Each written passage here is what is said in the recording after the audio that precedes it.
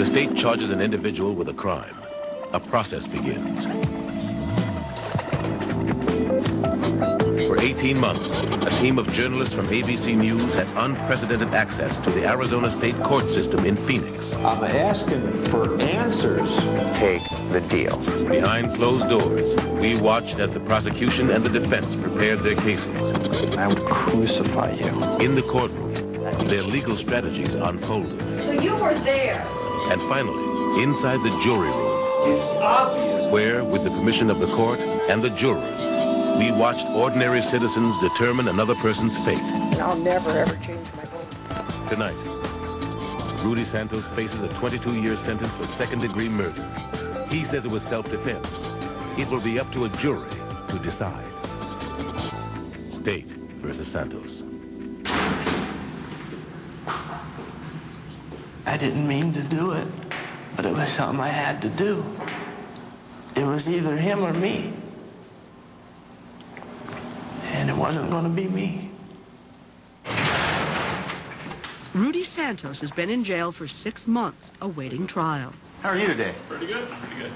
5 days before his case is set to go in front of a jury, his public defender, Jerry Hernandez, and his colleague, Candace Kent, arrive at the Madison Street Jail to prepare him to testify. Go ahead and have a seat. Let me just tell you what we're doing here. Though Santos will be the key witness in his own defense, this is the first chance his lawyers have had to get him ready to go on the stand. Hernandez walks him through every question he will ask him in court, starting with the first. Could you tell the jury your name, please? Rodolfo James Santos. And how old are you? 25. What do you do for a living, Rudy? I usually drive a tow truck. You understand that you're charged with murder in the second degree? Yeah. And you understand the allegation is that you killed Tommy? Yes. Right. How long have you known Tommy? For about 5 years. Okay. And Tommy was a friend of Rudy's. In August of 2000, they were living at 6720 West Palm Lane. They were also working for and stealing from the windshield repair business run out of the garage. First of all, let me ask you this to tell the jury. Did you shoot Tommy? Yes. Did you murder him? No. Why not? He tried to kill me. Okay. Rudy says he had no choice, that Tommy was high on meth and threatened him with a gun. Prosecutor John Ditzworth has another theory. And pretty clear here, it looked like we had a circumstance where we did have a falling out among thieves. Days before the shooting, their boss discovered that equipment was disappearing from his garage and confronted Tommy, who pointed the finger at Rudy. On the morning of the killing, Rudy was fired and kicked out of the house. 12 hours later, he returned with a .22 caliber pistol tucked in his belt. The state says he was looking to get even. He says he went back just to get his clothes. Did you go with anyone else to the house to get the clothes? Yes. Who? This other guy named Joey. All right. Joey fled the scene, and the police have never been able to find him. So Rudy is the only witness. He says that when he returned to the house, Tommy was waiting in the office. He was just sitting at the desk, and he asked Joey if wanted to smoke a joint. And Joey said yeah, so we all just sat there and started bullshitting. At some point, did he draw a weapon? Yeah. All right. Would you tell the jury about that, please? We were sitting there, and I don't know what happened. He just pulled the gun out and pointed it at me. And that's when he said he was going to kill me. And Joey did something, and he was like, ah. And when he turned, that's when I reached up and grabbed him. Right. And I was just like, what the f, you know? And then he tried to push the gun at me, and I fired. How do you feel about having had to shoot Tommy? I feel bad. He was my friend, but I didn't want to be the one in those pictures. Okay. I don't have any more questions. Hernandez is finished with his part. It's now time for Candace to step into the role of Prosecutor John Ditzworth. All of a sudden, he just pulls the gun out and points it at you. Is that what your testimony is? Mm-hmm. Without any warning whatsoever. Uh-huh. I see. And yet, they were never able to recover that gun, were they? No. Your friend Joey took it? Yeah. That's convenient. Her job is to give Rudy a taste of what it's like to be cross-examined by a prosecutor. She's trying to prepare him to answer questions she knows the state will ask about the holes in his case. One of the biggest is a phone call that the state says he made just 3 hours before the killing. Wasn't there a three-way telephone call in which you were heard to say that you were going to kill him and burn down the house? No. There's a three-way conversation in which Rudy threatened to burn the house down and everybody in it. And he was going to come over with 15 or 16 people, whatever it took. You never did that? No. All right, so when someone else comes in here, swears to tell the truth, someone who's not on trial for murder, they're lying, but you're telling the truth. Is that right? Yes. We're supposed to believe you.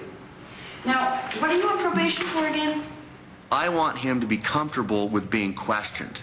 And I can only go so far when he's in custody, but at least when he's questioned, it won't be the first time, and he'll be able to take a deep breath and fall back on something. So we start on Tuesday, huh? Yeah, and I'll be by again before then. You can bet the farm on it. But Thank you. Thank you so much. I was like walking out of here. As a defense lawyer, I know and remember the many hours I spent in county jail cells talking with my clients about their proposed testimony. John Ditzworth has worked both sides of the fence, first as a public defender for 9 years and as a prosecutor for the last 14. This will be my 70th felony trial, and I've tried about over 40 homicides. He's more experienced than I am in doing homicide work because that's all he's done the last several years. This will be Jerry's third homicide trial and Ditzworth's last. Arizona's governor has appointed him to the bench. He has one final piece of business to take care of before he becomes a judge. This trial.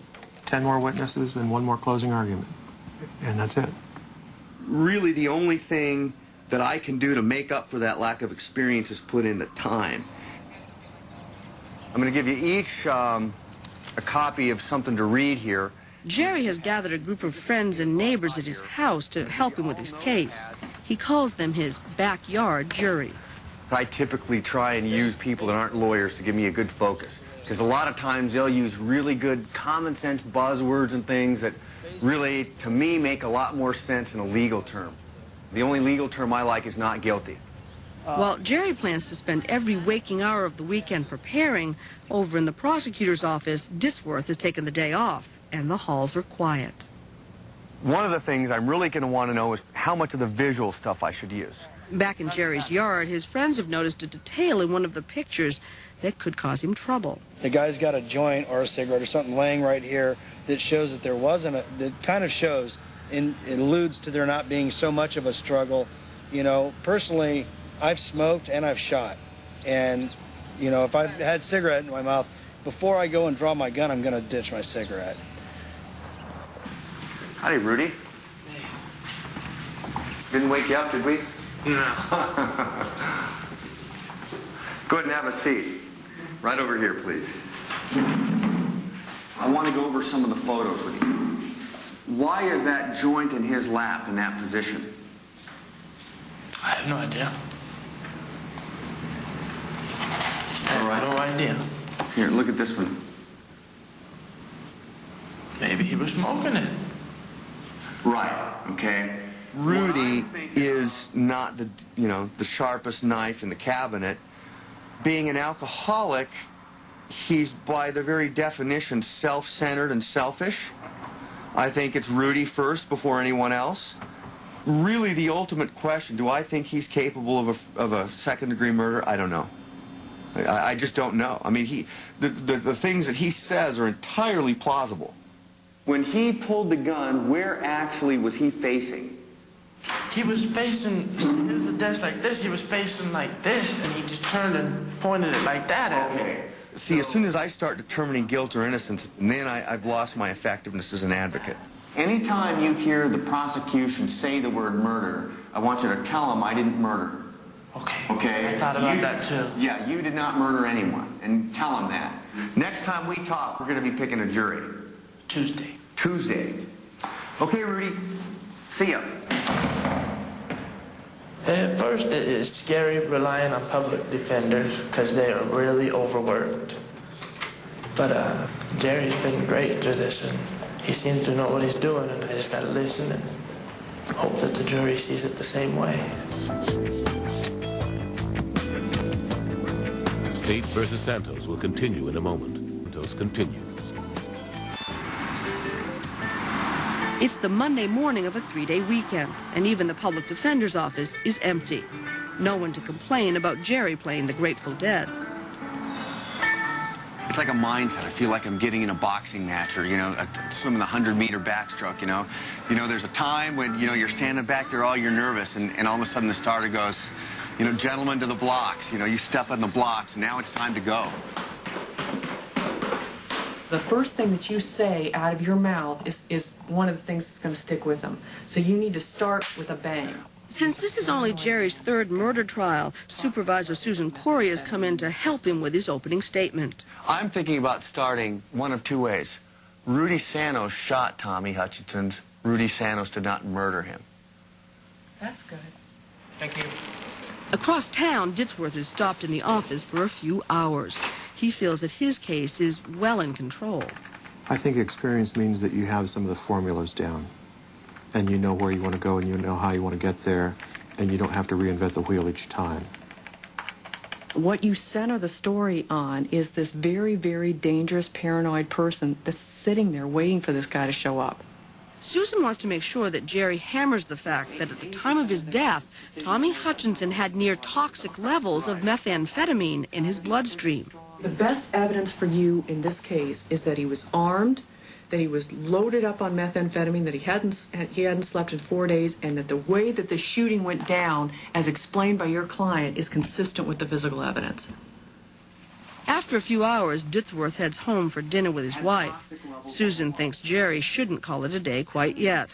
She knows that he has a lot of work to do before his opening is ready to be heard by a jury tomorrow. What I would do if I were you is I would give it to somebody that is not a lawyer. I'm going to work with my buddy Trace tonight. Yeah. I'm going to give him a call. Ladies and gentlemen of the jury, Rudy Santos shot Tommy Hutchinson. Rudy Santos did not murder Tommy Hutchinson.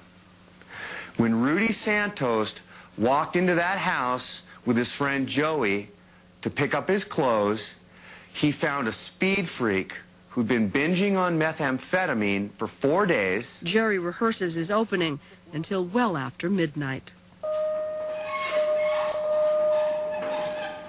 One more day, one more trial.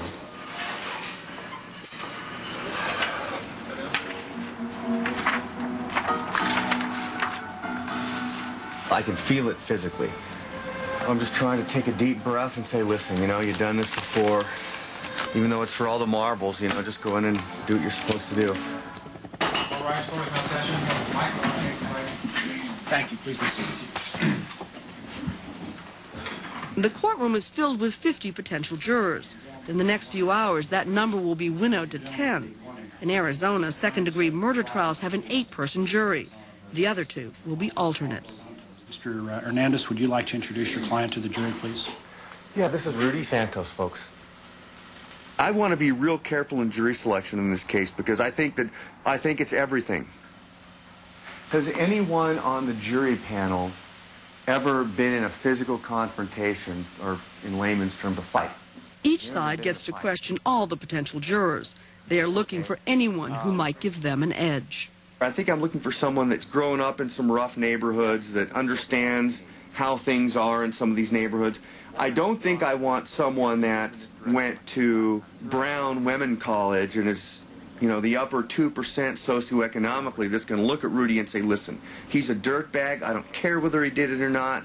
If he didn't do it this time, he's dangerous. I can't relate to him. I never saw him at any of the Vanderbilt's tea parties.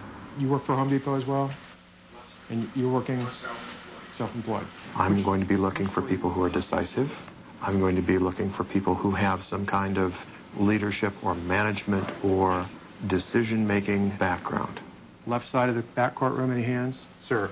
Ditsworth, anticipating that Jerry is going to focus on the victim's methamphetamine level, questions the potential jurors with that in mind. How many of you are familiar with methamphetamine? Knowing what it is, knowing what it can do. Okay. It's good that a lot of people don't like the methamphetamines, huh? Jerry, Susan, and Rudy are in a room just outside the court, trying to decide which jurors they want to eliminate. I think the worst ones for you right now are 6, 16, 25. 12, Laura Caswell, she's gone. And 34. Both sides are going through what they just heard to see who might be on their side. Beverly Cosburn, employed by the Air Force for 13 years. I'm a nurse. You know who I really liked is the nurse up there who was like number... The Air Force nurse. Yeah. Yeah. I just had a good vibe about her. I don't know what it was. My name's John Stipe. I work for Boeing Aircraft, and my wife works here also. I've been there for over 17 years. I sure did like Mr. Sipe. He seems like a really nice guy. What about this guy, the bill collector? My name is Paul Jean. I work for a Thunderbird collection specialist. I'm a bill collector. I have a tendency to not like bill collectors. Oh, I don't think anyone does. Then, at least he's not an IRS auditor or anything like that. That's true. Shh. Ms. Lane, go ahead. I had about 9 years ago a cousin who was murdered. Lane, 9 years ago, cousin murdered. I don't like her. Right. I don't either. She stares at me like this and constantly. Okay. Yeah. Yeah, I got the same thing. Thank you, sir. Thank you. He got rid of Diana Lane, Linda Smith. So he's kicking women and we're kicking men.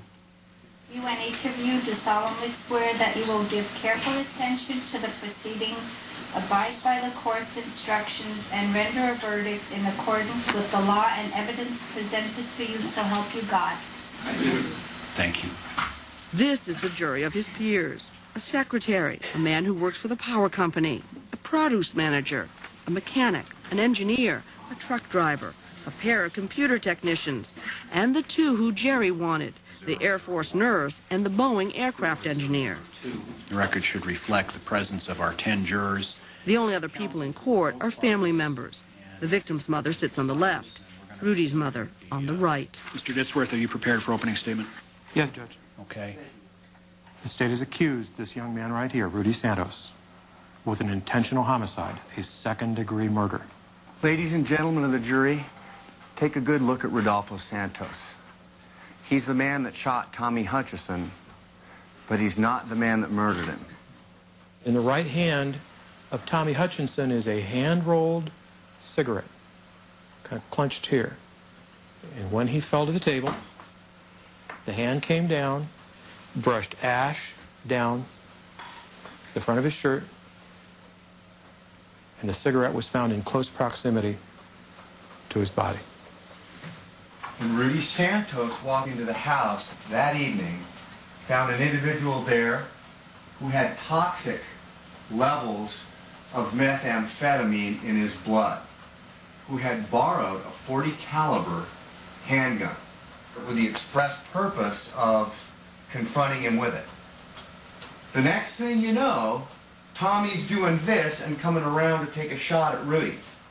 He came forward big time with the right-hand gestures, the right-hand gestures. The jury has to swallow quite a bit to say that he had a handgun in that hand as opposed to a cigarette. I want you to know that when I come back in front of you again, I'm going to say there's no other evidence but a self-defense evidence, and I'm going to ask you to find him not guilty.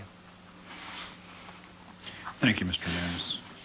I saw a glimpse of a body slumped over. Ditzworth starts his case by showing the jury exactly what Rudy did to his friend that night. He then turns to the question of why, and for that he calls his final witness of the day, Krista Cummings. On the morning of the killing, she fired Rudy for stealing and then threw him out of the house.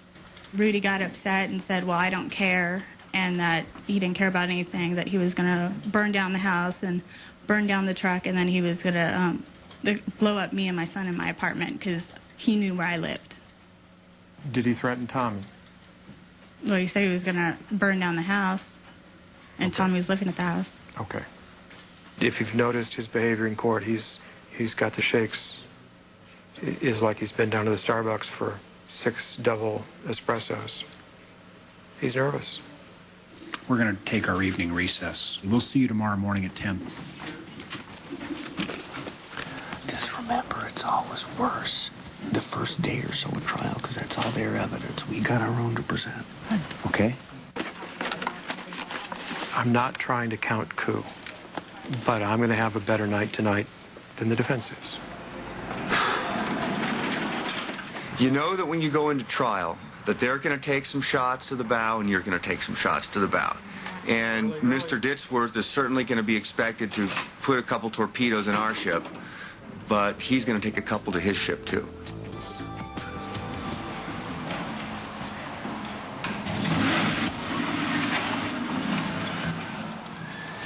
Okay, Rudy. As the deputy is taking Rudy his clothes for the day, the jury is gathering in the jury room, waiting for the trial to start. Today, Ditsworth plans to finish his case by calling 4 of the most important people in Rudy's life, the friends and family members he went to for help in the hours after the killing.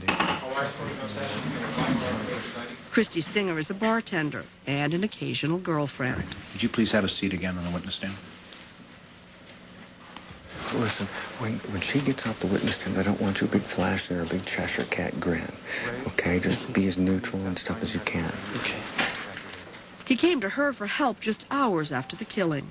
That's when he proceeded to tell me that he had shot Tommy in the head. She says he asked for money to go see Teresa Canellis in Kansas City, who he called early that morning. Who was he in your life? Rudy and I have been together for, it would have been 3 years this Christmas. And he was my boyfriend, the father of my child. What were his exact words when he told you that he killed Tommy? He told me that Tommy and him were arguing and they exchanged shots, and he looked up and Tommy was dead. When she wouldn't let him come to visit, he went to talk to his stepbrother.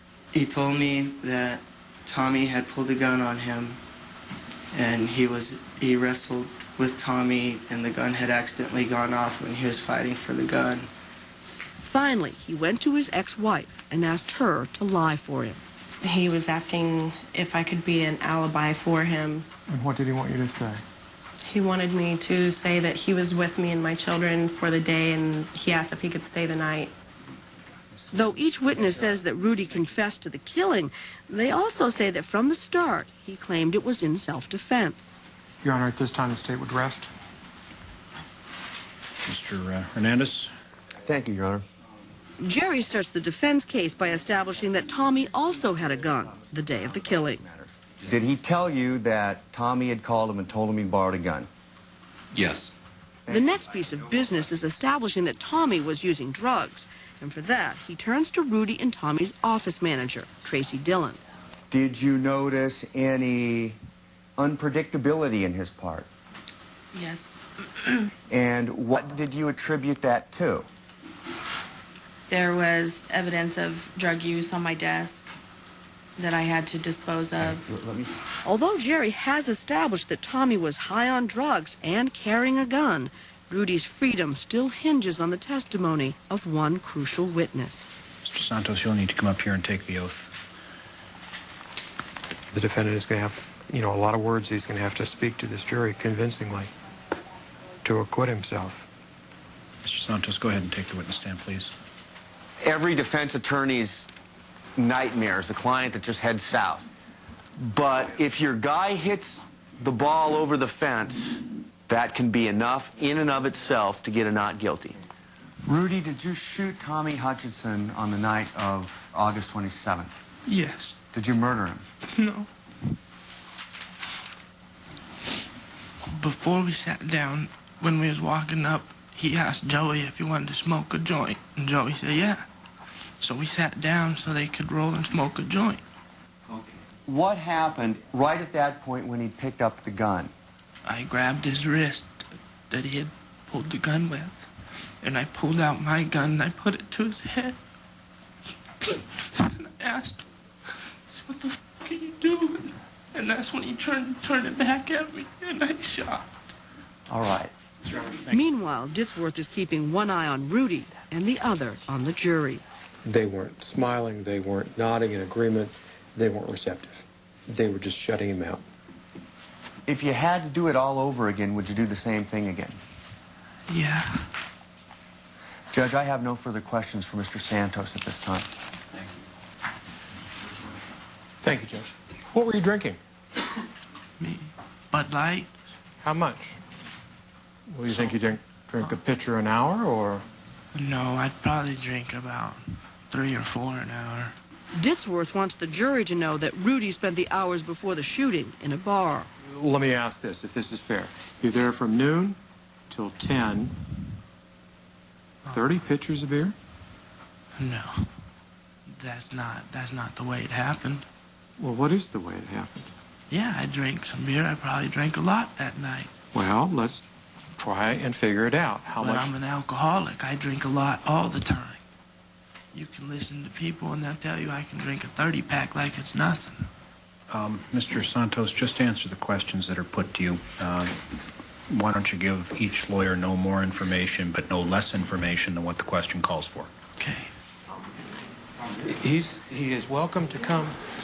You're closing? I think you did pretty well. I think you basically told your side of the story, things that were important.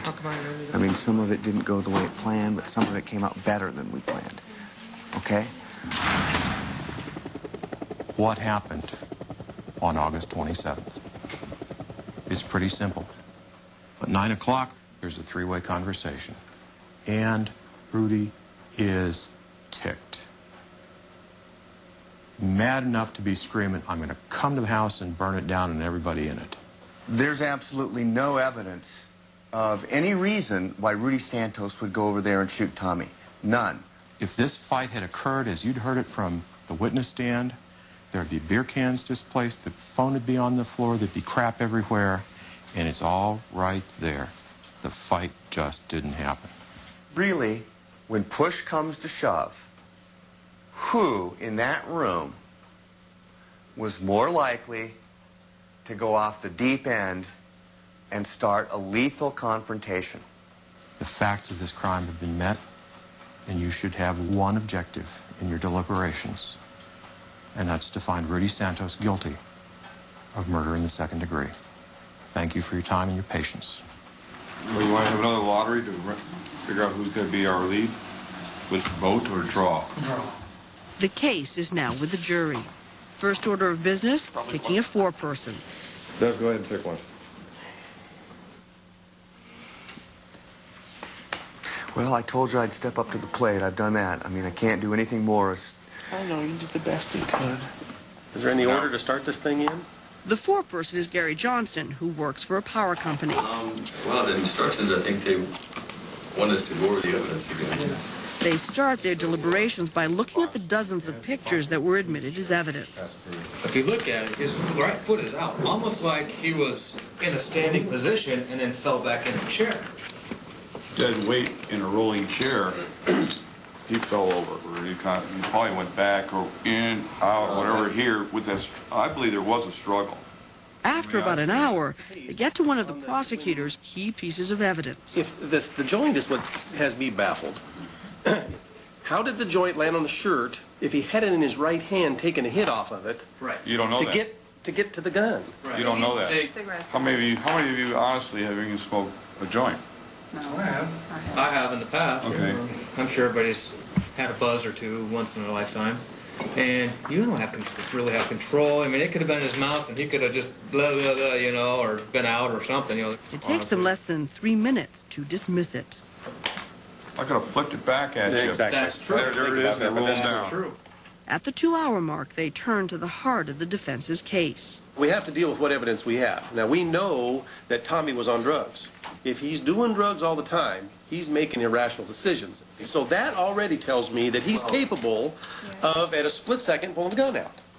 And what about the state's contention that there was a very clear motive? Even if Rudy did have a very good reason to be pissed off at Tommy, and even if he told somebody, I'm going to go there and shoot Tommy, that still doesn't mean it wasn't in self-defense when he got there.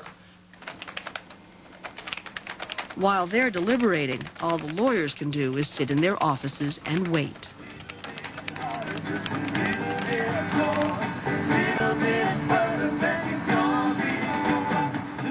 You can't ever really get real work done when you're waiting in a jury verdict. It's just impossible. Why? Because your mind is wandering. In his desk, he keeps pictures of his other life. Each summer, Jerry, the defense attorney, takes 2 months off to work as a lifeguard. There's a rescue. That's taken from the beach. There's our deckhand exiting the boat. Meanwhile, Ditsworth is taking care of the last few pieces of business before becoming a judge. Anything to keep his mind off the jury. I try not to think about what they're doing because it would really drive me crazy. They didn't do their homework, the state. To me, they should have been able to come up with a lot more. They come up with a lot more for a lot less. The thing about it is that we don't have the beyond the reasonable doubt. Beyond reason, exactly. We don't have a beyond the reasonable doubt evidence. It's not even close. You're right. I just cannot, right now, with the evidence I've seen and what I've heard, I cannot do murder too. No. Yeah. I can't. It just wasn't proven to me. Right. For the rules, not guilty is the answer. A lot of things go through your mind, you know. You start thinking about what it's going to be like for you to get out, you know. I'm thinking, hey, yeah, you know, I can be out of here tonight. I can go out to eat. I can go hug my mom. I can try and see my kids. And then again, you got to sit there and try and have the mental state that, you know, they may come back with a guilty verdict and you may be here for quite a long time. Well, do you want to take a straw vote right now to see where we stand? I say we could throw out second-degree murder. Right. No, it's Do we all agree on Do we that? agree? We all agree on that. They appear to be within moments of letting Rudy walk free when, for the first time all day, the foreperson weighs in. Well, I don't know that we do. In my mind, Rudy's story doesn't add up. Rudy's been drinking all day. His reflexes are stone slow. He's got time to reach up, grab it. Again, boom, I'm pointed towards you. Reach up and say, what are you doing? And then pop. Rudy's drinking quickly becomes a central issue. He admitted on the stand he was an alcoholic. Yeah. I am an alcoholic. I could have drank that boy under the table even 10 years ago. You still been coherent? And still be coherent. Well, and still moderated. And I was leaving on the streets, on the freeway, on driving. I had no problem. I wasn't drunk until I passed out. The definition changes. Hi, John. Did you guys call? No. I'm jumping every time the phone rings. I spoke with the defense counsel, and he thought they'd be back by 4:30. Let's just hope you don't have that one person in the jury that's like, no. Then we got to try it all over again. the scene just doesn't add up to me. Tommy pulls the gun, Rudy pushes it out of the way. What the F are you doing? Boom. Okay, right there you answered your own question. You pulled a gun on me, I pulled out, and I got the first shot off. That's self-defense. Right. That's also manslaughter. No, it's not. Absolutely. What's happening here is we all know in our heart that something happened that we want to know what it is. I don't think we're ever going to get that answer to the question that all of us are looking for, so that we, one, don't send somebody to prison that doesn't deserve to be, or two, take a father away from their kids. I'm with you. There's more to the story than was brought up. And I'm guessing that nobody knows that but Tommy and Rudy and maybe Joe. In lieu of what you're saying, let me ask you this. Can you make a decision on a man's life based on you don't know all the evidence?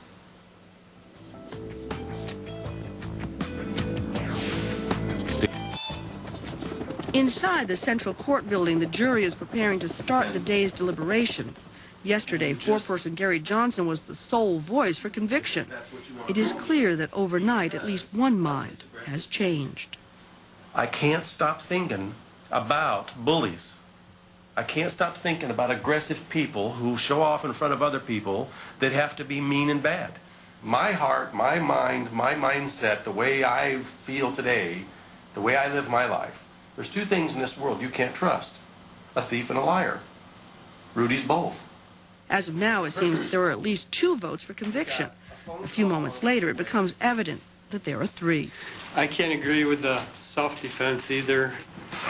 What I see in the pictures is 2 execution-style bullet holes in this guy's head. Can you say there was no second gun? No, I can't. But that doesn't mean it's self-defense. Are you 100% convinced that this man committed a crime? I'm convinced that I'm 100% convinced that he's not the kind of guy I want for a buddy of mine, and that he's got evil intents somehow. Just because he's a bad guy doesn't mean he's guilty. And if I were a whore, if I get raped, it doesn't mean I wasn't raped. And that's where I'm coming from. Just because of somebody's... Would I want any people to be my friend? No. Would I ever want to see them again? No. But just because they're not outstanding citizens doesn't mean... That they're murderers. Exactly. Just over an hour into the day's deliberations, they're stuck. They must be unanimous in order to reach a verdict. I'm not going to change. I don't believe that Rudy's an innocent little goody two-shoes kind of guy that didn't instigate something. I'm as entitled to that as you are your belief. So I don't think... So what's the evidence? The evidence is simple. It leads up to that event. The way I see it, I'm in the minority side. There's 3 of us to 5 that says, I'm not going to let him walk away. There's 5 of us that says that they don't hold him responsible and want him to walk. Well, I don't know how we're going to get over that hump. That's not a teeter-totter hump. I think what you do is ask the judge. Oh, come on. Hello. Yes, dear. Question from the jury, okay? We'll see you there. John Ditzworth. Thank you. Bye. Jury has a question, and they want us there. Let's go, guys. Jury question. Jury question. Question reads, sir, at what point do we consider ourselves deadlocked? Let me read to you the standard instruction that the court gives in these instances, and I'll let you take a look at it. It says, my bailiff tells me you're at a deadlock in your deliberations. I have some suggestions to help your deliberations, not to force you to reach a verdict. The judge tells them to continue their deliberations, and 2 minutes later they return to the jury room. Meanwhile, the lawyers decide to wait in the judge's chambers just across the hall. I was thinking about that. I don't want to try this case again. I just don't. Well, did you look at any of the jurors when they were in bed? They were very, very unhappy, the way I read it. Here on page 10 it says, before you may convict the defendant, you must find that the state proved beyond a reasonable doubt that the defendant committed a voluntary act. The defendant intentionally killed another person. Yes. The defendant caused the death of another person by conduct which he knew would cause death or serious physical injury. I think that's pretty much a no-brainer. Under the circumstances which plainly showed... I'm tired of being insulted. I really am. I'm tired of no-brainers and reasons. Well, I'm sorry, but... What you're saying is true in effect, but that's point blank. Bang. Okay, hold on a second. That's sudden. Hold on a second. Without his room is bang. You're right there, but you didn't do that. I believe there's a solid... Yeah, hold on. It's obvious. Action. It's obvious. No reasonable person is... It doesn't matter what they were talking about. Time. Yeah, I'm getting hot now and bang. I believe Rudy. Well, but we... Forgive me, I believe Rudy. Well, and I give that, him the same credibility I give Detective Rowe. Okay. I'm sorry, I believe Rudy. And it's not because he cried, because to me that could be a ploy to get our sympathy. I didn't buy it when the defense attorney reached over and patted him on the shoulder because I knew he was trying to make Rudy a human being to us. I was not impacted when the girlfriend and Rudy were crying because, again, it could have been a ploy. I'm not looking at the emotions of it. I believe him.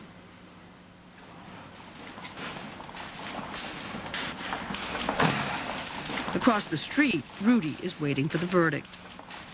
I haven't been able to eat, barely sleep. So, it's real scary.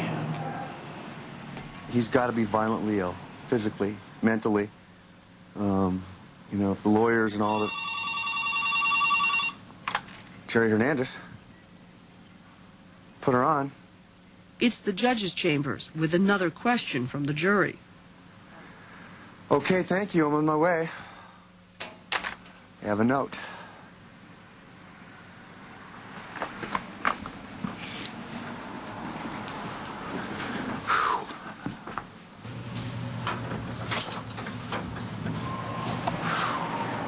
I've been under so much stress trying all these cases. I don't need it. I could retire tomorrow.